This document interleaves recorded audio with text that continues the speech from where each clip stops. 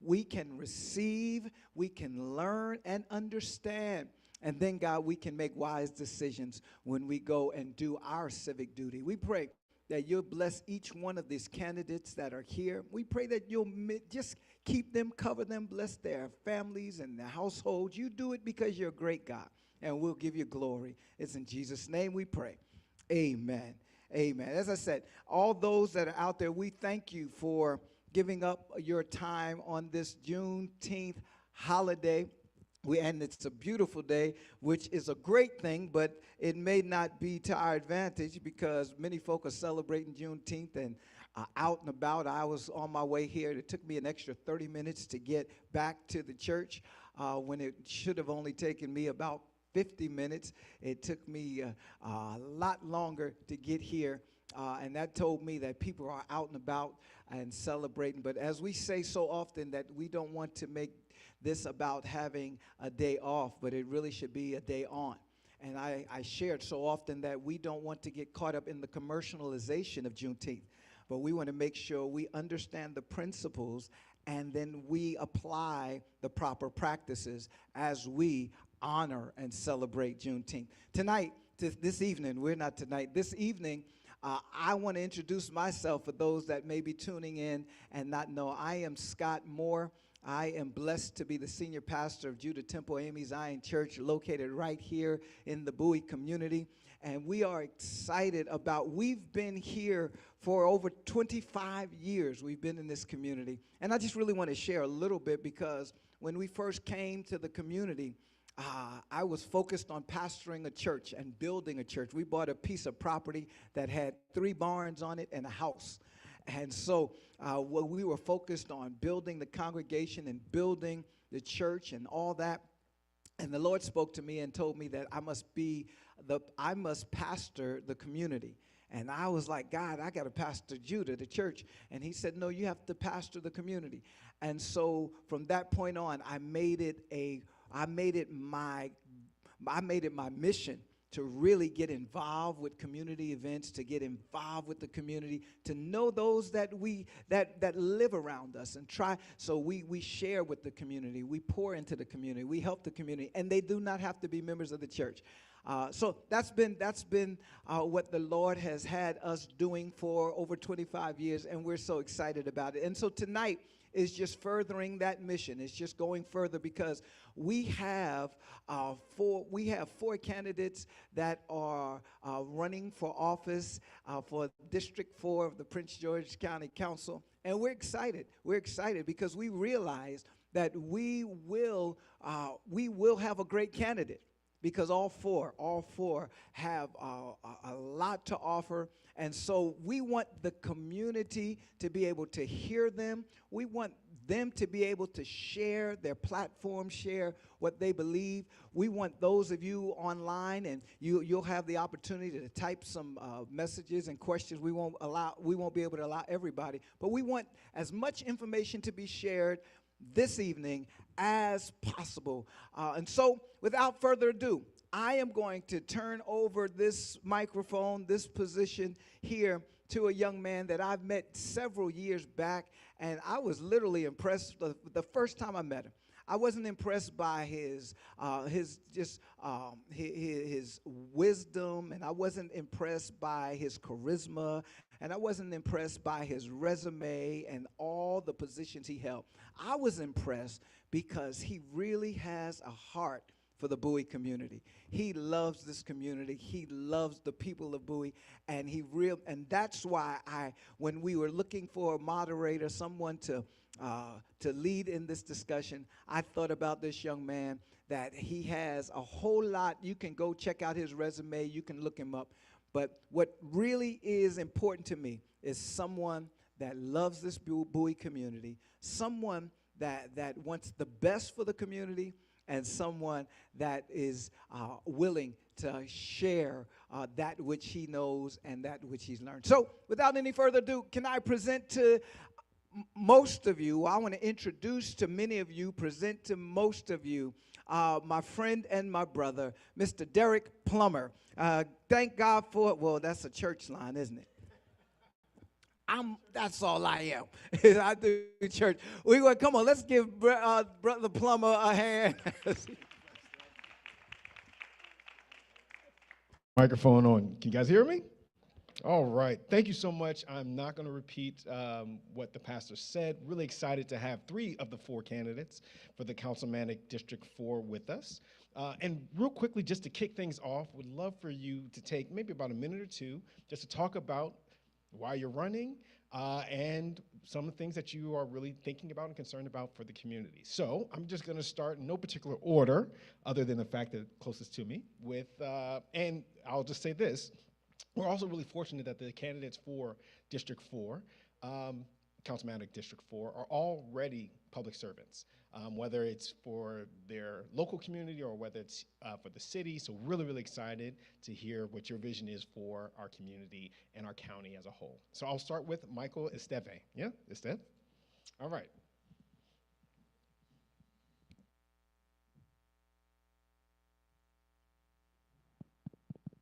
Good evening, everyone. Can we hear okay? All right, everyone do me a favor. Raise your hand if you are here tonight and are an undecided voter in this race. Great. So all of our pre-rehearsed anecdotes we're going to give to you guys, okay? I'm Michael Esteve. I'm a lifelong Bowie resident. My mom was a Prince George's County public school teacher. My dad was a U.S. Army officer. I attended Prince George's County Public Elementary and Middle Schools, went to DeMatha Catholic High School, and Loyola University, Maryland in Baltimore, where I double majored in political science and French. My goal was to be unemployable in 2 languages. After college, I went to work in finance, where I worked to grow small businesses in and around Bowie. I then transitioned to the nonprofit sector, where I still work supporting children and adults with intellectual disabilities. For the last 7 years, I've served on the Bowie City Council, representing the communities north of Route 450 and Millstream Drive. There I've worked on a number of initiatives that I'm very happy about. The first and most important is doing my best to fight overdevelopment and protect green and open space from new growth. The second was to introduce the first of 2 solar arrays, unique programs in the country, one of them right off of 214 and 301, to help make our city net zero carbon emitting within the next 5 years. We did that with our partners in the state and working as a team on the Bowie City Council. We improved local public works, we improved city communications, and also very importantly, we kept our city property tax rate flat for 14 consecutive years. I'm running for Prince George's County Council District 4, covering Bowie, Greenbelt, and Glendale. My biggest goal is to make sure that every student in our county has access to a world-class education. You can learn more about me at michaelesteve.com. And before I walked in here tonight, my campaign treasurer texted me and also says, please do him a favor, and if you're so moved tonight, please donate at michaelesteve.com. Thank you so much for your time this evening. I look forward to our conversation. Awesome. Thank you. And our next candidate that will speak is Ms. Patrice Murray. Thank you so much. Good evening.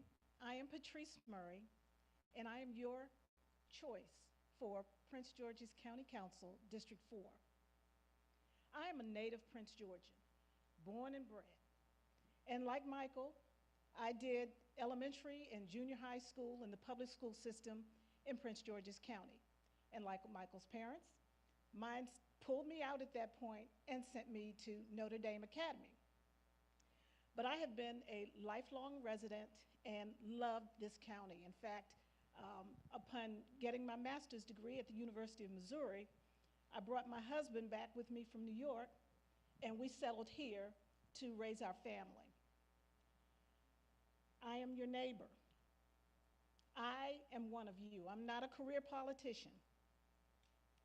I am in this race because I want the voice of the District 4 residents to be heard on the County Council. I look forward to speaking with you tonight and you hearing about my platform. I look forward to hearing from you, because that's what I've been doing, going and knocking on doors and listening to the concerns of the average person, because it's everyday issues that make a difference to you, and they make a difference to me as well. If you hit a pothole, I'm going to hit that same pothole. If you want policy change, I'm going to need that same policy change.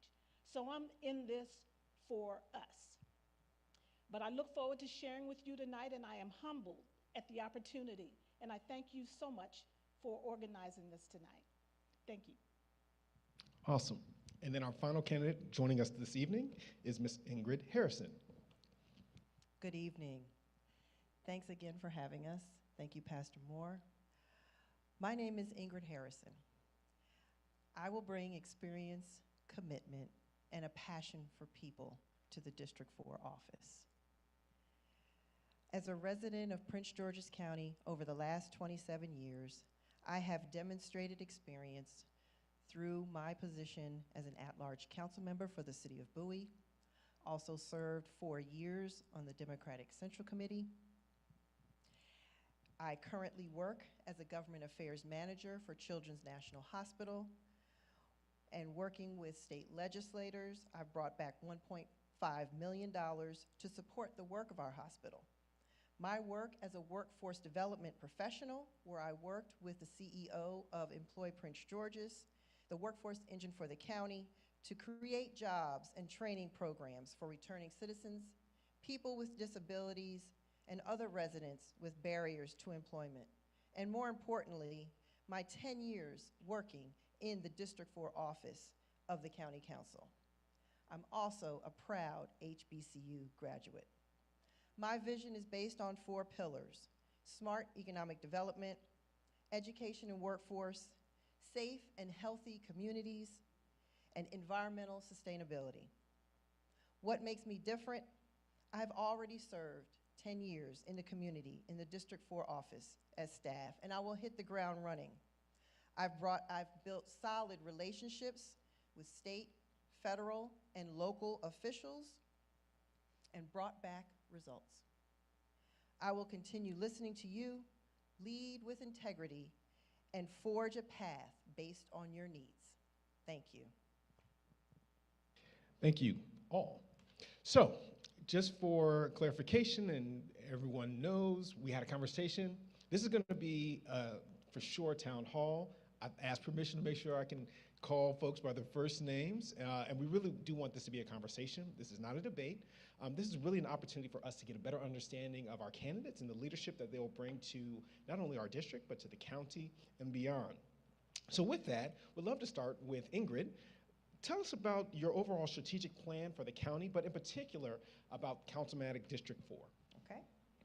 And, sorry, last thing is that we want to try to keep our responses to about 2 minutes. So if you hear me chiming in at the 1:50 mark, you know why. That's all right. I think I've got my little bullet points for 2 minutes. Good stuff. So my strategic plan includes, like I said, 4 tenets: economic development, education and workforce development, safe and healthy communities, and environmental sustainability. And right now, people are struggling to buy gas, pay for food, and find employment that's commensurate with their needs. District 4 is one of the most affluent, low unemployment, and high-income areas of Prince George's County. As such, my specific focus for District 4 will be ensuring there are county resources dedicated to helping the low to medium income residents develop and secure higher wage positions. With inflation and the cost of living consistently increasing, we will have to make sure that our residents can continue to grow and thrive and earn wages that will allow them to maintain and improve their current lifestyle. This will require various entities in the county, including Prince George's Community College, Bowie State University, University of Maryland, the Economic Development Corporation, and our workforce agency, Employ Prince George's, to focus on building incumbent worker training and working with the EDC to consistently engage businesses, assess their needs, and match those needs with the appropriate government agencies. My vision includes working to increase our commercial tax base by offering incentives, including the County Economic Development Incentive Fund, to bring in more businesses and employment with the amenities that we want, and work with those businesses to hire Prince George's County residents. I will support using and maximizing federal, state, and county resources to increase funds to existing down payment rental and mortgage programs, as well as get rid of student debt as a qualifier in order to purchase a home. I also plan to host seminars on building generational wealth and would love to partner with our faith-based communities to do that. Thank you. Michael, same question.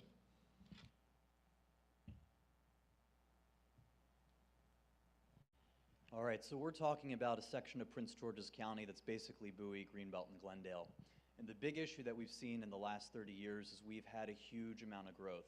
We've added a lot of townhomes, we've added a lot of strip malls, we've clear-cut a lot of forests and added a lot of new subdivisions. But we've done a horrible job keeping up with schools, with roads, with basic infrastructure. We've done a terrible job attracting and retaining high-end businesses. So much of this comes down to permitting and land use, where I have a lot of experience on the Bowie City Council. It's the main reason why I'm running. There's a few things we need to do. On the education front, we need to make sure that we're working effectively with our state partners to bring dollars home. In the United States, education is predominantly funded by the federal government and by states, and then in many places in part by county governments as well. But in Prince George's County, the bulk of the money that we're getting is coming from the feds and the state. And we need to make sure at the county level that we're doing our job to allocate that money fairly and reasonably. It used to be back in the day when a developer wanted to come in and put a bunch of homes down somewhere, the only time they were allowed to do that is if there was capacity on the roads and in the schools. But then about 20 years ago, they said, we're not going to do that anymore because we're never going to be able to get the capacity we need. So we're doing this new thing where the developer can still build, even if the roads can't handle it and the schools can't handle it. We're just going to make them pay a fee. Now that fee's pretty substantial. It's like $24,000 per unit. It's not nothing. But it's a one-time fee the developer pays before they start paying their property taxes. And the problem is, that fee feels high, but it's sufficiently low. The developers are perfectly willing to pay it. And so now we're in this tough position where the county's created this environment where people are perfectly comfortable building and developing in every space they can find room to do it. And they're going to continue building. We've got a lot of development projects coming down the road. One right here at 214 and 301, 1,800 new homes, 750,000 square feet of commercial retail, multiple hotels going in at 214 and 301. And the county gave the developer $30 million in bond money to do it, your money to do it. Okay. So we're in this tough position, and we just need to do a much better job planning in advance. And we'll talk more about it in the next section. I promise you we will. All right. Patrice. Thank you. So my overall strategic plan for the county is first and foremost civic engagement. I think we've gone on far too long without including those who will be affected by the development that comes in our county. So above all, I will be doing that. I will be looking for civic engagement as we move forward with smarter development, which is one of the tenets of my platform. And that addresses the needs of the community that will be impacted, development that incorporates saving trees, development that takes into account adequate infrastructure like our schools, roads, police, and fire, and quality retail commitments prior to them selling out the development. And with that, I will yield my time. So all of you talked about development in terms of your strategic vision, and that is something that this community in particular has talked about. You raised the fact that this is one of the most affluent, if not the most affluent part of the state in the county. So there has been community concern related to the airport and other development and lack of infrastructure. As the representative for District 4, could you tell us what you would do specifically to address the concerns that the community has raised specific to overdevelopment? And with this one, we'll start with Patrice. Sure, thank you. So as I mentioned just a moment ago, development is out of control in Prince George's County, and we need to handle that. And you can't get a handle on the infrastructure if you overlook the needs of the current community. We don't have quality retail here. We have to drive miles to go to a grocery store. 301 that Michael referenced a little earlier is backed up 7 days a week. And not only are they going to put 13 to 1,800 homes there with the addition of hotels and everything else. Now they're putting a sports park there. So if you thought you were going to get some relief on the weekends, think not. I've been a sports parent, so I know what the traffic is going to bring. I will be proposing policy that will ensure that the infrastructure is taken care of before they start building. We can't wait until after it's there and hope that things work out. So again, we'll be going to the community, addressing it with the people who will be impacted, and then making sure that all of the infrastructure, it ought to be a parallel increase. If you increase our community by 1,000 homes, then what's the parallel of police coverage that we need? What is the parallel of fire coverage that we need? I don't want to call the police and he can't get to me because it's 12 new homes right behind me calling on them at the same time. We can't have the same amount of coverage and increase only our housing. Thank you. Ingrid, same question for you. So, infrastructure is definitely key. I mean, we have to make sure that we have the schools, we can have enough road infrastructure, adding lanes, traffic patterns, making sure our roads are paved, and proper speed abatement. And relationships are key to that. We all understand it's a problem. And as Patrice mentioned, it's just really ridiculous. 301 is a horrible situation every day, it seems, every time of the day. So it's really, as I mentioned before, relationships are key. Working with our state representatives, because most of the roads that we travel are state roads.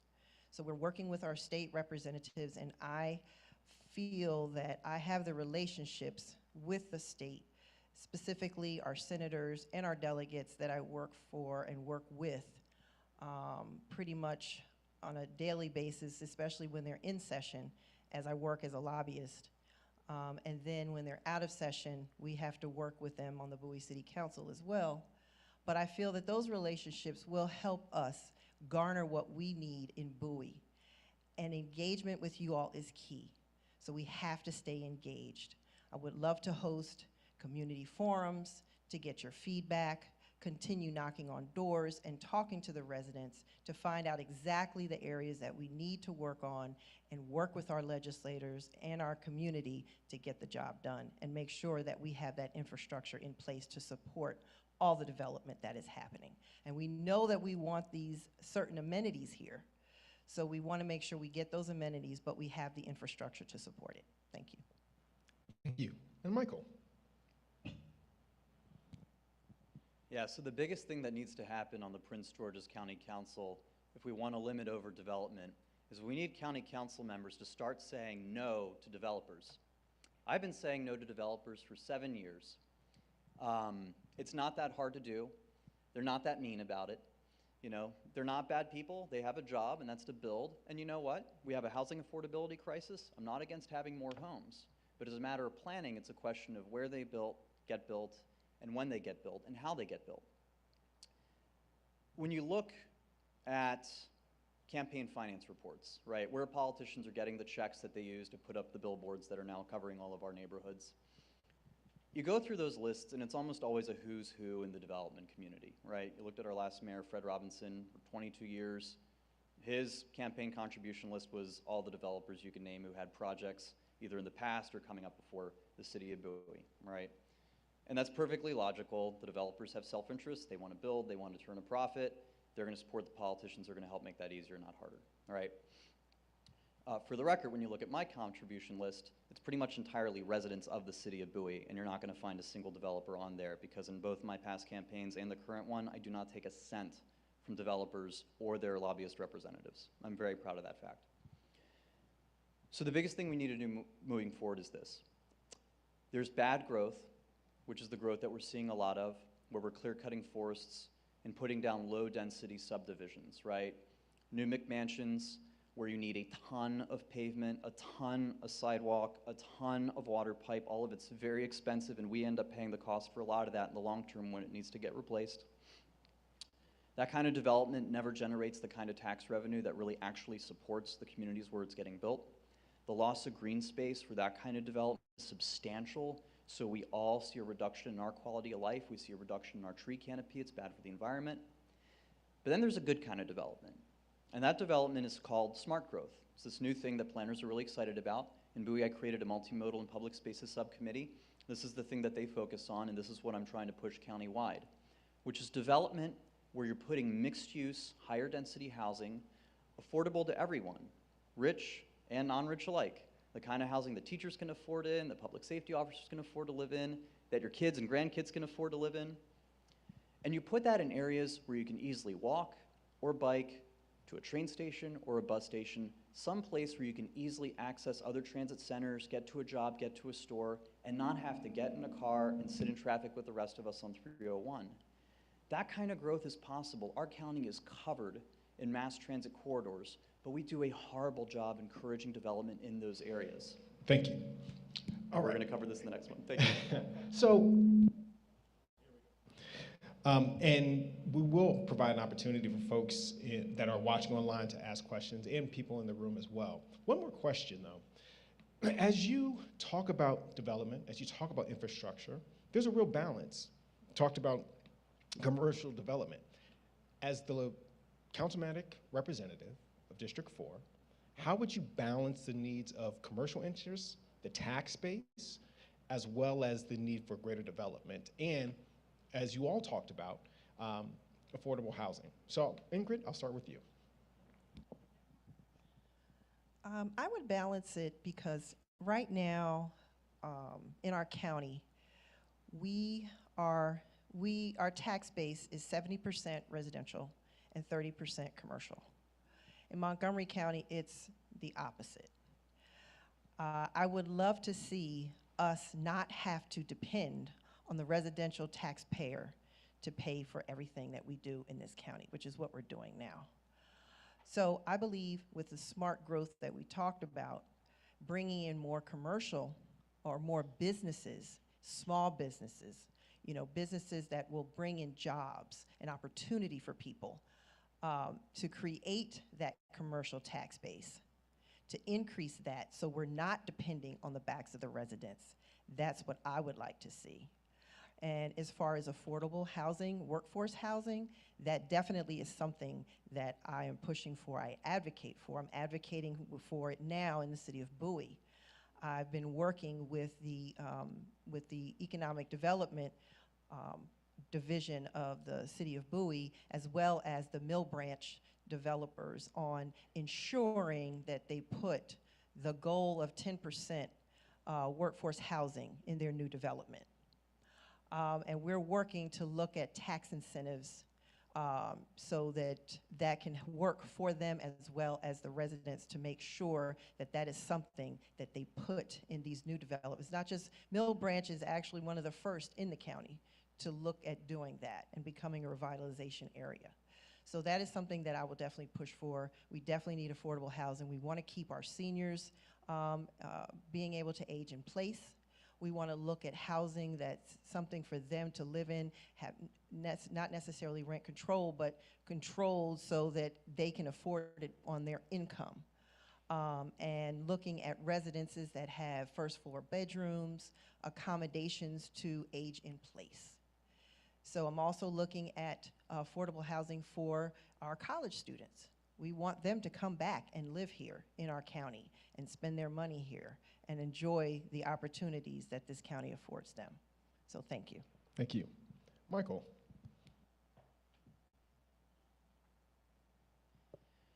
So I was speaking to a business owner in Bowie here. He's been operating, I want to say, for about 12 years, African-American independent restaurant. And I saw him at an event last week, and I asked him how things were going. And he said things were a little bit better after the pandemic. They're starting to get some more customers. Things are starting to come back a little bit. But he said, I've thought for years about opening up a second location in the south part of Prince George's County. He currently operates in Mitchellville. And I said, oh, why haven't you? He said, oh, that's easy, because Prince George's County makes it way too hard to start and grow businesses. He said, I've been stuck in the Department of Permitting Inspections and Enforcement for 2 years dealing with a really simple permitting issue. And to get anything done, to get a basic response, I have to go through my county councilman, I have to go through the head of DPI, I have to go through division directors, and no one can ever seem to help me. I hear this story from business owners in Bowie at least 3 or 4 times a month. This is a consistent problem we have, where we say and talk a big game about wanting to be business friendly, but the bureaucracy that's supposed to help make it happen so often stands in the way. So one of the single biggest things we've got to do as a county is we need much better administration.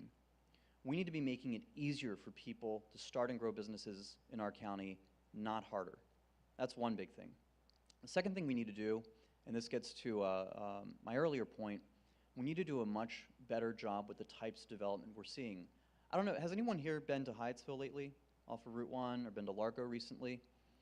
Those communities, there we go, those communities have changed a lot in the last few years. Mayor Candace Hollingsworth, when she was mayor of Hyattsville, she's currently running for lieutenant governor,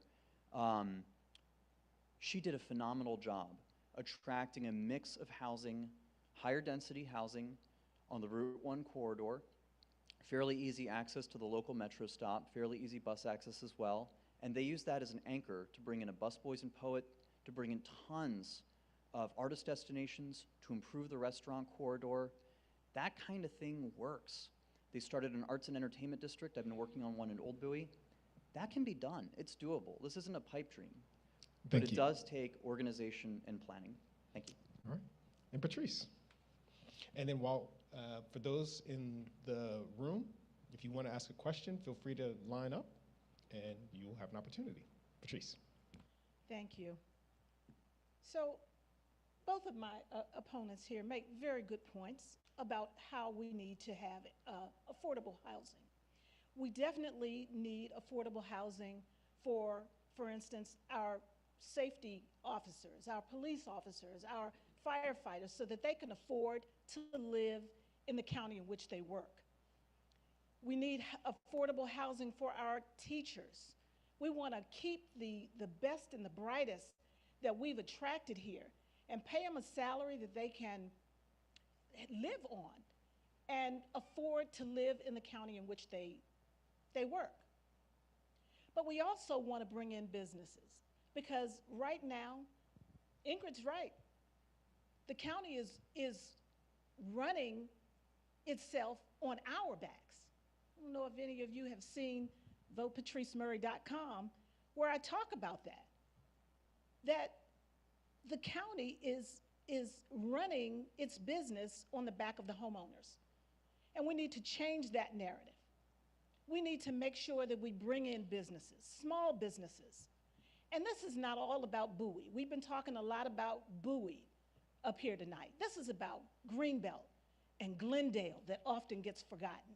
This is about Queen Anne and parts of Upper Marlboro. We all need these things in our neighborhood so that we have the things accessible to us that we need without going miles away to get them.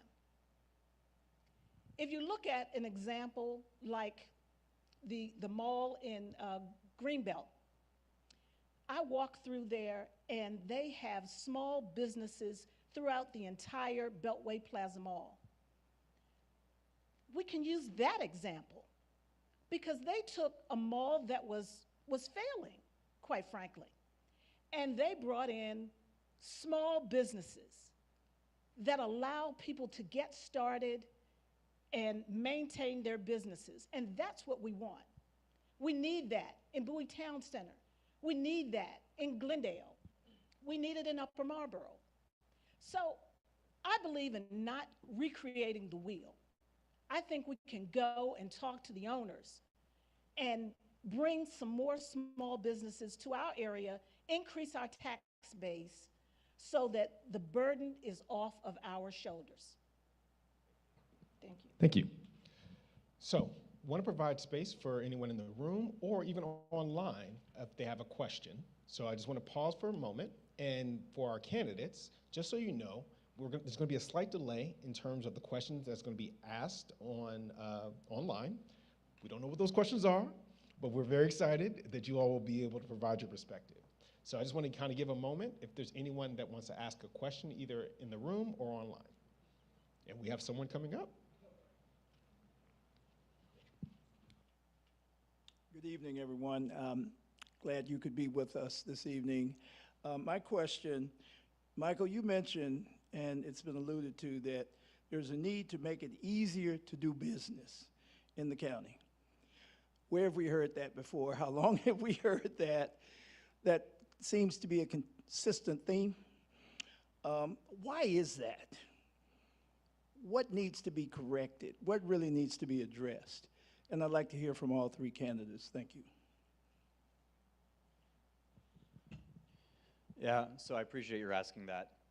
There's a few things, and I'll distill it to this. Our county's about 20 years behind when it comes to how it does business. So I talk to business owners all the time who operate across the region, right? Maryland, Virginia, different counties around. And I often hear that, in Montgomery County, for example, they throw the rule book at you. It's 400 pages. They got 1 million demands. If you want to for instance, do any development, you got to take care of wildlife, you got to put X amount of money in schools, you've got to meet all these different requirements, and it's a pain, but it's consistent. It's the same 400-page rule book every single time. So a business owner can go to his investors and say, all right, yeah, it's a big rule book, yeah, it's expensive, yeah, it's going to take a while, but we know how long it's going to take. We know how much it's going to cost. We know when we're going to have our permits ready to go, and when we can start putting shovels in ground, and when we can open, and when we can start turning a profit. The challenge is, in Prince George's County, businesses have no clue how long processes are going to take, how expensive it's going to be, whether they're going to get called up to district council, whether the county councilman for their area is going to be in a good mood or in a bad mood at the planning meeting, all right? We simply do things too politically. We need to update our processes and make sure that for all businesses, there are consistent rules, we make consistent demands, we have consistent expectations, but that process not be political. It be administrative, it be fair, it be consistent. That's what we need. And frankly, that takes elected leaders in the county who are willing to do things differently from how we've done it for the past 30 years. Say no to accepting money from the usual power brokers that like having a political process that they can influence to their benefit and to the detriment of their competitors, right? And working with colleagues, building relationships with other council members, and getting together a majority coalition that's willing to adopt a better system. That's all it is. Right on time. Ingrid, please. Basically, the problem is a breakdown in communication. And Michael's right, administratively, we have a big challenge, especially with the Department of Inspections, DPI, permitting inspections. So the breakdown is from the higher echelon to the field workers, and they're not communicating.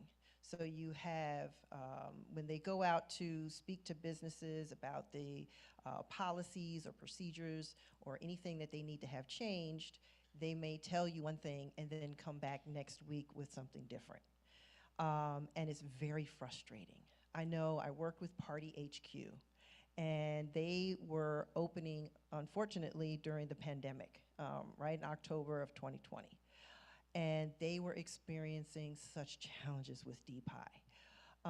And they would come in and say, oh, everything looks good, you're okay, maybe fix this, this, and this.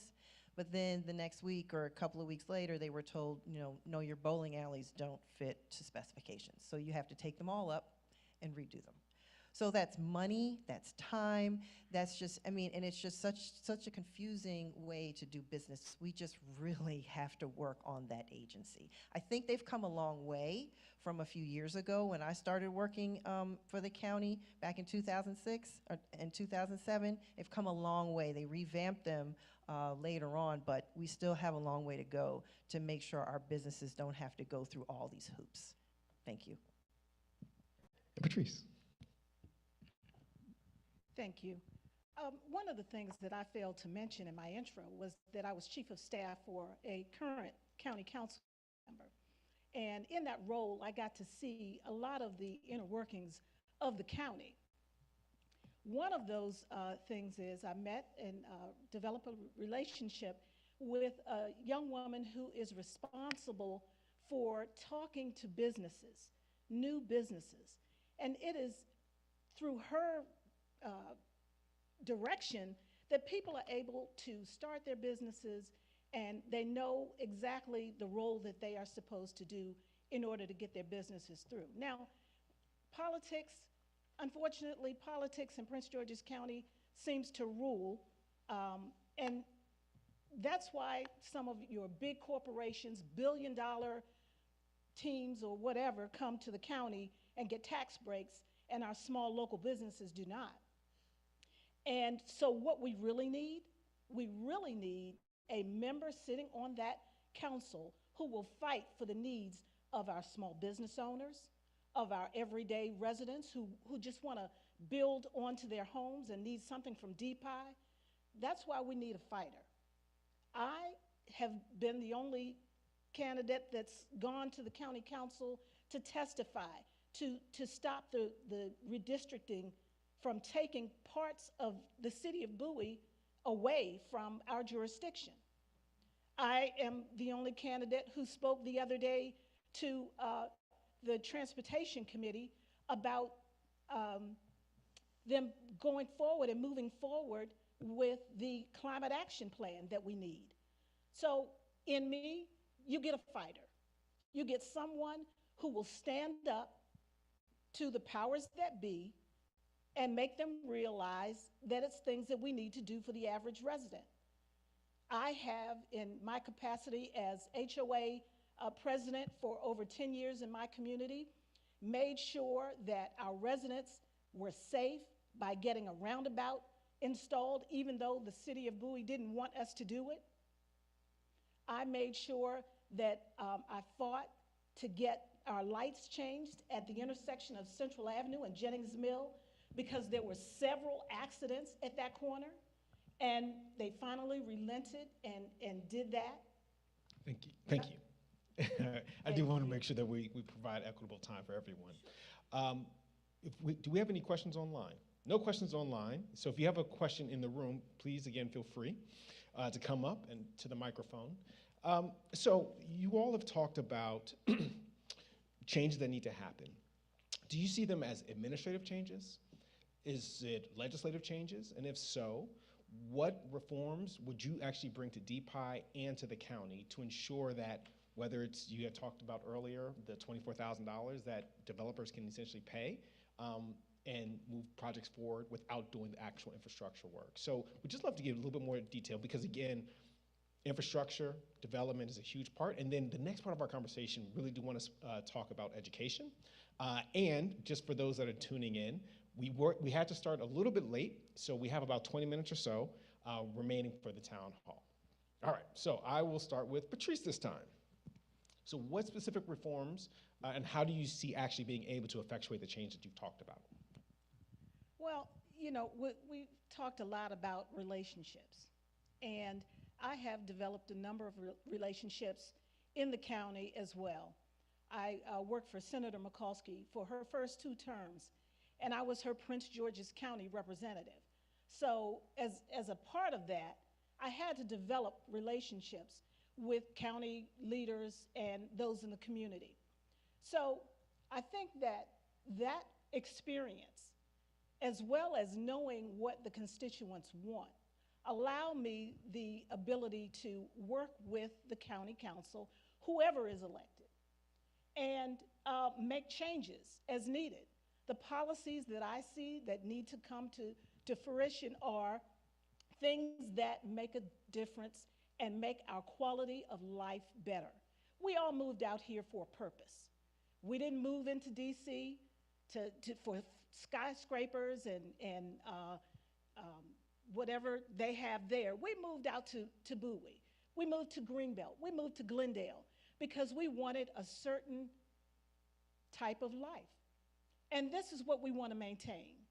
And those are the types of policies that I'm going to ensure are put in place so that we can maintain our quality, whether it is no townhomes at what was a airport, whether it is keeping our speed under control, whether it is controlling crime.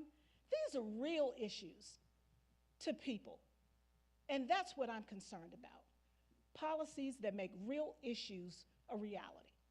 Thank you. Ingrid. The bottom line for me to take care of anything and to do business as a county council member, partnerships. And it's all about collaboration. Partnerships and collaboration. And most of all, partnerships with you.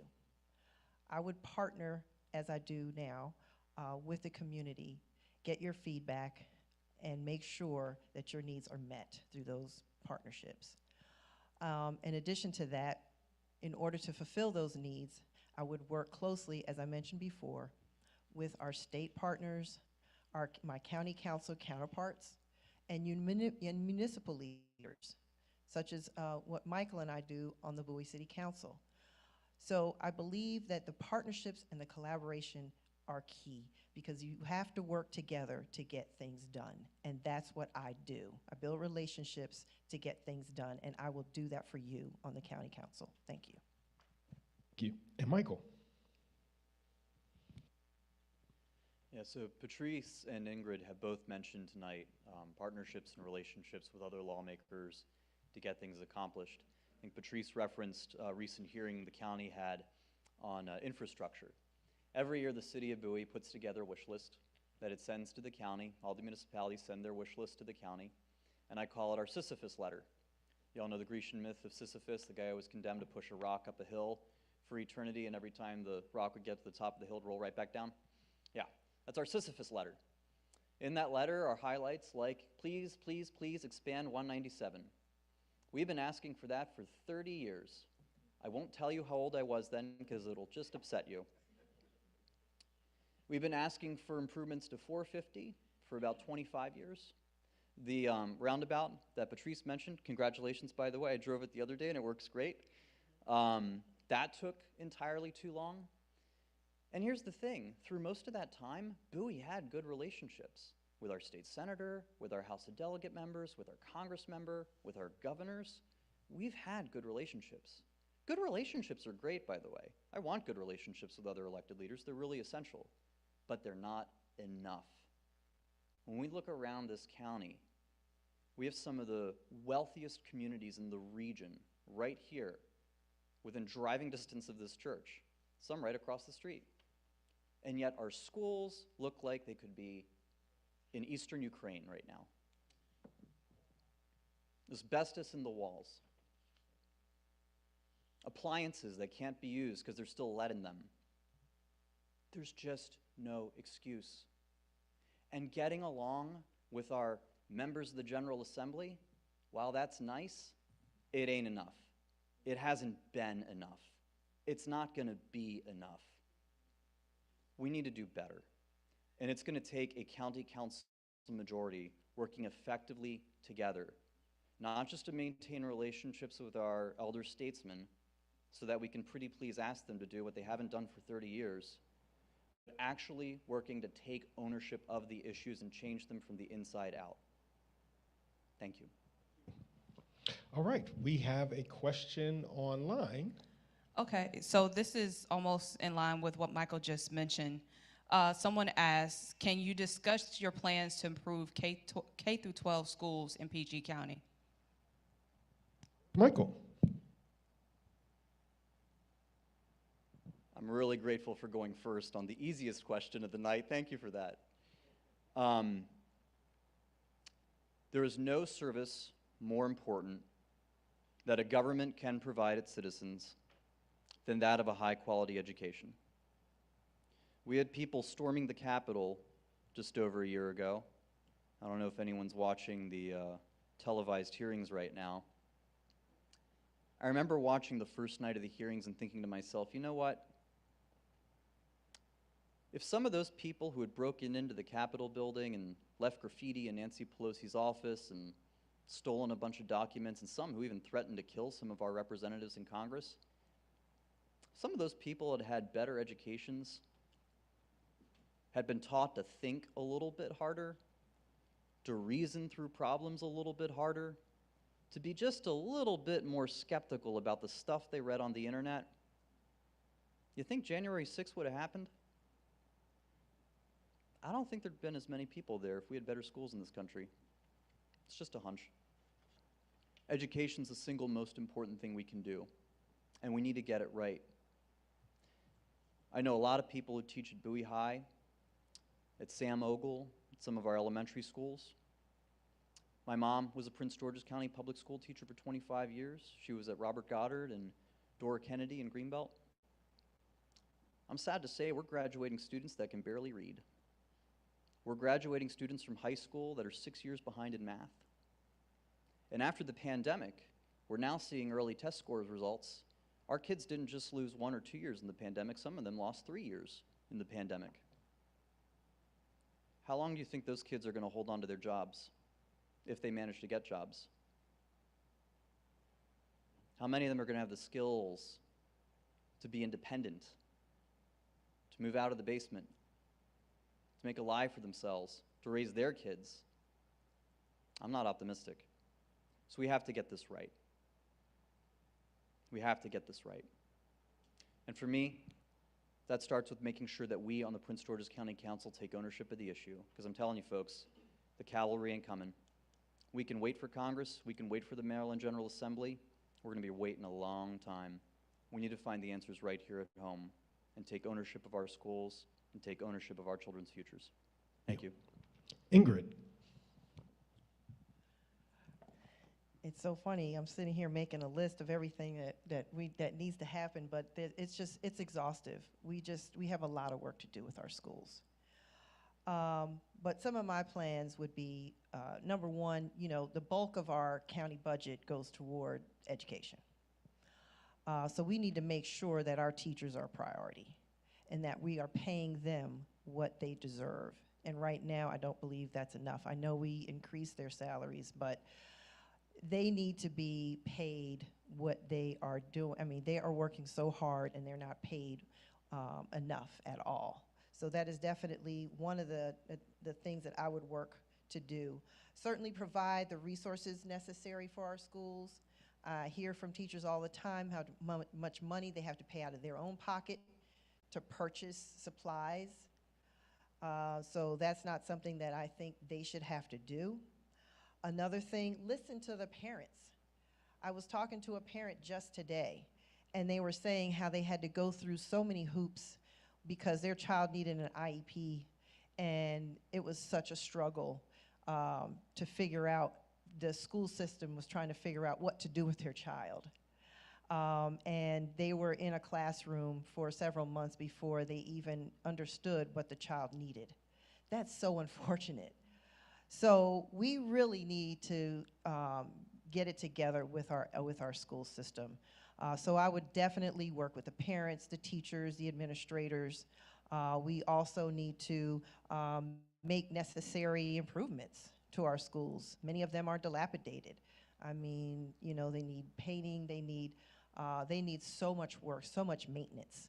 We need to make dedicated time and effort to making sure that our schools can support what our kids need. And they don't need to be sitting in trailers. That's another story. So we need to figure out how we can build more schools to support the needs. I mean, that's another infrastructure issue. You have all these developments here and all these children moving in, and we don't have enough room in our schools. So it's, we have a serious challenge here.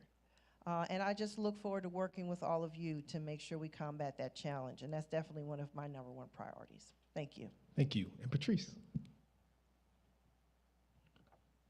Thank you so much, and thank you two for setting the stage, because our school system needs a lot of help. It doesn't need, however, to close 3 schools in this very area. They're talking about closing Pointer Ridge, but yet you're building 13 to 1,800 homes on one side of Central Avenue there at South Lake and 600 on the other side of Central Avenue at Amber Ridge. Where are those children going to go to school? I won't get into they'll be bused and have to get up at some ungodly hour and fall asleep on the bus, fall and hit their head. We won't get into that. What we need to get into is fixing the problem.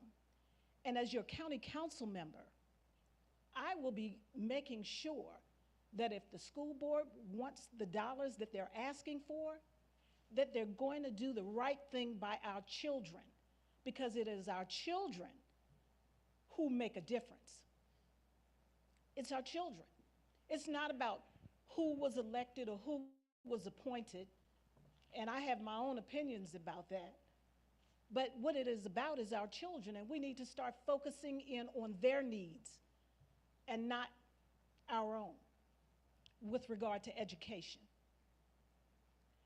The other piece about making sure that our educational system is doing what it's supposed to do, we need to make sure that the children get what they need. One of the schools that they're talking about closing, or that they're closing, is Tall Oaks.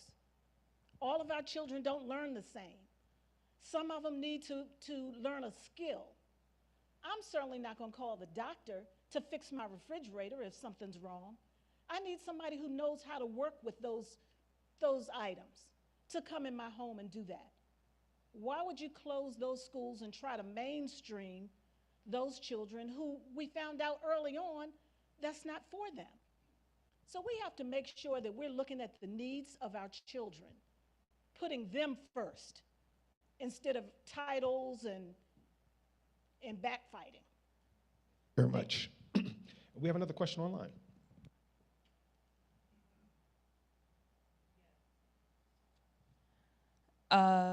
Sorry. Anita on Zoom asks, how will the candidates preserve and expand green spaces in light of all of the development happening? One of the most wonderful assets Bowie has is its parks, for example. Concerned about the pollution caused by all the traffic that comes along with development. You want to start? Absolutely, because development is at the top of my list, if you haven't figured that out yet. I think that we need to set policy in place that preserve our green spaces when people are developing. You know, I've heard from people telling me that Prince George's County is easy for development. Developers love to come in here because they get their way in Prince George's County. They just shovel a few bucks, and Michael alluded to it a little earlier about looking at donations. And all of you know, if I've knocked on your door or you've heard me somewhere else, you know I don't take developer money. And I've said it and I'll say it again, I'll take 50 cents from each one of you before I take developer money. It's not necessary. We need public election financing so we're all on the same level. But with that, the developers need to understand that they can't just come in and mow down acres and acres of trees. Trees preserve oxygen. Trees are necessary for us. And if you look at neighborhoods in certain communities, go to Fairfax. We always pick on Montgomery. Go to Fairfax. Go to Anne Arundel County and look at their neighborhoods. They have canopies of trees. It makes a difference. When it's 90 degrees tomorrow, you're going to be looking for a tree. So we need to have policies in place that preserve the trees that are already there. Because yeah, they'll build the community and then they'll put 2 or 3 trees up. But you and I won't be here when those trees are providing the necessary oxygen and other elements that they provide when they're mature enough to do that. So I would definitely be putting policy in place that will preserve our green space. Thank you. Thank you. Ingrid. And Patrice said it very well. We have to stop cutting down our trees. We have to preserve more of our green space because climate change is real. It's real, and we have to be proactive instead of reactive. So we're proactive now, and we take care of that now. We don't have to wait until 2050 and say, oh my gosh, what are we going to do now? So my strategy for that includes assessing existing infrastructure like our roads and bridges to ascertain how they will withstand current and future climate changes. I'll work with community planners and developers early in the process to discuss their plans for green space, sidewalks, bike paths, tree canopy, energy efficient buildings, and ease of access for public transportation. The environmental issues I plan to heavily advocate for and support include reduction of greenhouse gases, use of renewable energy as opposed to fossil fuels and electric, raise the number of hybrid and electric powered vehicles by supporting a strong electric vehicle charging network, recycling, which includes manufacturing and packaging, preserving again and expanding tree canopy, protecting green space, and most importantly, reducing the use of plastics. Thank you. Thank you. And Michael?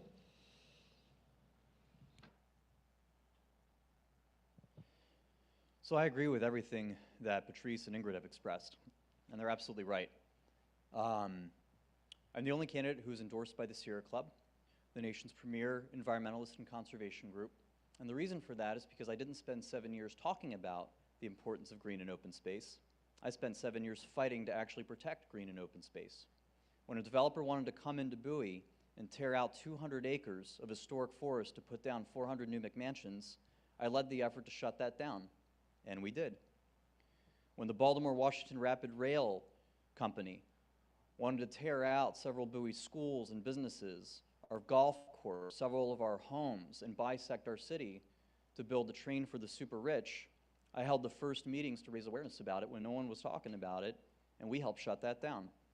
I'm now helping to lead the fight to get it shut out of Greenbelt, where they're still trying to build it. Most of the candidates running for office right now, we got a lot of candidates running for office right now. We got governor, comptroller, lieutenant governor, we got Congress, state senate, House of Delegates, county council. I still don't know what the county clerk does. Someone's gonna have to explain that to me one day, preferably before I vote this week. We got a lot of candidates running. And I don't know if you've noticed this, but I'm reading all the mail that I'm getting, stacks about that tall. I don't know how tall it is at your house right now. But all the candidates are basically talking about the same issues. And they're talking about the issues the same way. They basically all agree. And for those of us who've been around for longer than 10 or 20 years following local politics, we've heard a lot of the same talking points before. So the hard part isn't just going with the candidate who says the thing you agree with the loudest, but actually has a track record of doing it. I talked to a voter the other day. She said, there's no way you've been in local government for 7 years. She said, you look way too young. I said, well, I started out working for local politicians when I was 15. I got elected when I was 25, and I've been doing it for several years since. And she said, I don't know, I still think you're too young. And I said, I tell you what, ma'am, I don't like making promises as a political candidate.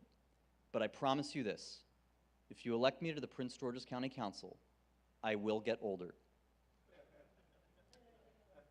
The good news is, I have spent 7 years with a consistent voting record. A lot of groups have endorsed me because of it. I haven't just walked the walk. I haven't just talked the talk. I've walked the walk. And I'm proud of my record, and I'm proud of my accomplishments. And I will continue to deliver for you on the Prince George's County Council. Thank you. All right, so we are nearing the end, and thanks to everyone for your patience, both in the room and online, and our candidates for additional time. And so, I promise this is actually going to be the easiest, or at least it should be the easiest question of the night. But what's your why? We're looking to you three, and one in absentia, right? If elected, to represent us. So what is your why? Why are you truly running? What motivates you? Now, and let me clarify. When I say truly running, I'm not disparaging what you've said so far, but again, what is that ethos in terms of public service for you? Again, that passion, that why. And so, Ingrid, we'll start with you. passion for me is to make a difference and to help people. It's that simple. I want to leave this earth by making an impact, and my kids can look at me and say, Mom, my mom made a difference, and she helped all these people to move forward and protecting their rights, preserving their interests, and fighting for them. I just want to make a difference on the county council and Prince George's County overall. I want to ensure that your voice is heard. My why is, like I said, to help people. What I'm doing now, I really love serving. I'm all about service.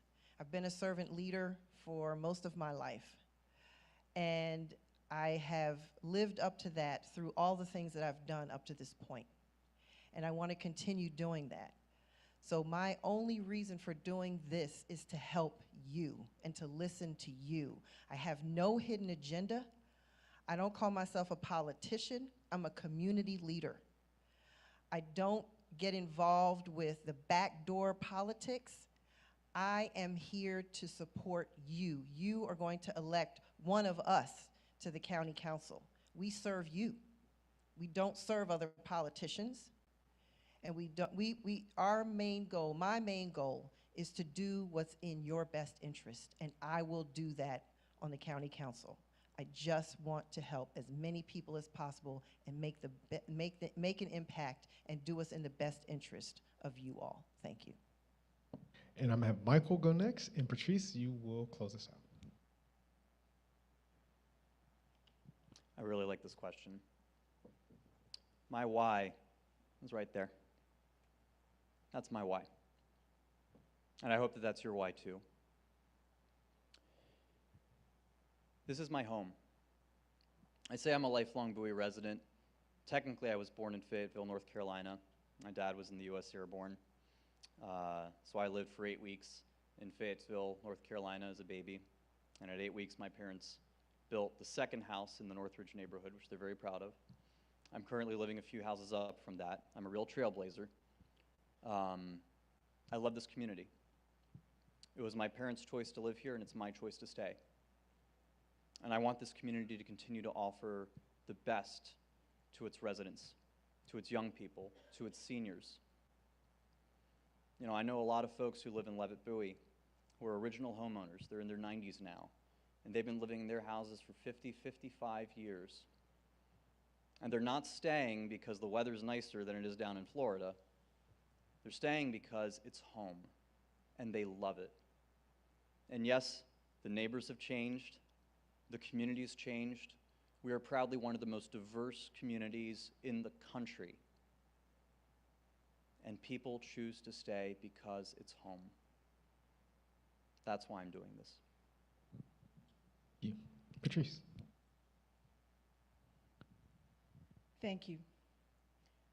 And first, let me thank you all for the opportunity, because I'm humbled.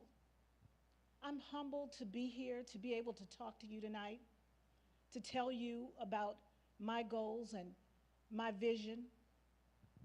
I'm humbled by the response that I've gotten as I've gone through the neighborhoods in Greenbelt and Glendale and Bowie and Upper Marlboro, talking to fellow constituents, fellow neighbors, some that I know, some that I'm meeting for the first time.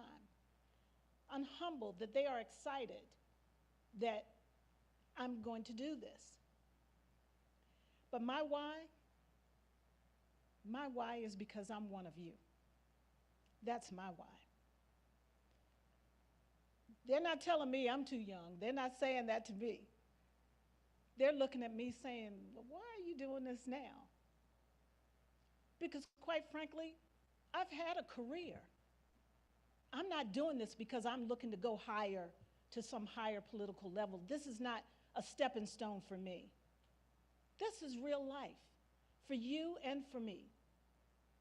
I'm doing it because I care about the issues that impact you, and quite frankly, me, because I'm your neighbor.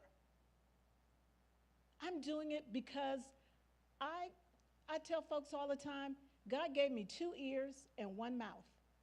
And I'm using the ears to listen, and I'm using my mouth to speak. Because I don't mind speaking up in front of anybody. As I've already told you, I've been out testifying in front of the council, in front of the city council even. I don't mind doing that. Because if it's an issue that we have as a community, I'm going to speak on it. I'm going to fight for it. That's what makes a quality life in our neighborhood, in our district. That's my why. My why is you. And I thank you for the opportunity. I ask you to go to votepatricemurray.com, check out my website, see a little bit about me that you haven't heard tonight. As Michael said, you can donate there as well. And I ask you for your support and your vote. Thank you so much. And before we bring Pastor Moore back up, just want to remind everyone, primary election day is Tuesday, July 19th. Voting is from 7 a.m. to 8 p.m. Early voting for the primary election, and I believe we have all Democrats that are running, no Republicans. So essentially, primary day is going to be election day for you all, right? Early voting begins Thursday, July 7th, and is through Thursday, July 14th. And we are really, really excited that you all came. Thank you for taking the time out of your day. Thank you, everyone, for joining. And with that, I'm going to turn it over to Pastor Moore. I know you've been refraining from applauding throughout this evening, so let's do me a favor. Let's give all of our candidates a hand. Online, y'all hit the buttons and hit all the reactions and do all that stuff and clap online. We thank you for attending. And now let's give our moderator, Brother Derek Plummer, a hand. We thank all of you for participating. We just say to the candidates, we will definitely send you the links to all the social websites that this has been recorded on, or it was broadcast on, and so the replays are available if you just would like to go back and brush up on, look at what you did and said and all that wonderful stuff. But they'll also be sharing, so this will go down in social media eternity. No, but it's been a great night. We thank you so much for doing it. Thank all of you for taking time out on this Juneteenth holiday to come to the sanctuary. Thank those of you that are watching online. And do me a favor, just share with everyone in your social media, on your social media accounts, on your page. Just share with all your friends there and tell them this is about District 4 and Election Day is coming. And as Brother Plummer said, for this position, primary day is Election Day. And so your vote matters. Your vote matters at every level. But we're dealing with Bowie, and it's so important. I'm not going to get on my soapbox. Thank you. I saw one of my officers saying, like, yeah, and he knows I could get off on that. Your vote matters. Vote. Don't stay home. All right, let's do this. Let's just pray a closing prayer. And it's really benediction. I use that term because that term really means to speak well. It means to speak well over. And so I'm going to pray a prayer of benediction. God, thank you for this time of sharing. Thank you for each candidate that took time to come out. Thank you for those that participated. And now I pray for everyone under the sound of my voice, whether they're watching live or watching the replay. I pray that you will bless them. You know what they need. You know what they're dealing with. You know all the challenges that we face. But God, you're a God of blessing. And so bless them. Keep them, cover them, lead, guide, and protect them. And you be our God, and we'll be your people. It's in Jesus' name we pray. And the people said, amen. Amen. God bless you. Have a wonderful evening.